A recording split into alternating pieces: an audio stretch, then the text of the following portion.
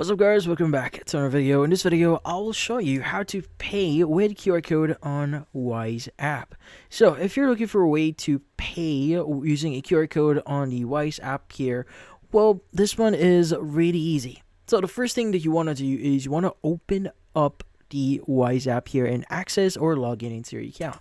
Now the thing with Wise here is as long as you have a QR code to make the transaction, what you need to do is you want to go and just click on the cards button that you see at the bottom of your screen.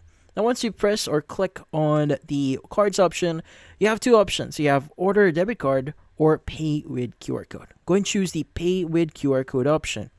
Now once you've done this, it should open up a new page which would allow you to start scanning the QR code that you have right now. Now by the way, if you don't have it on your in front of you, you could go and click import QR code and just basically upload the image or the QR code that you've just recently downloaded.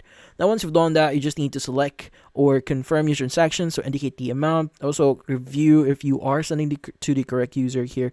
But once you've confirmed everything here, go and click on send or confirm and you should be good. And that's about it.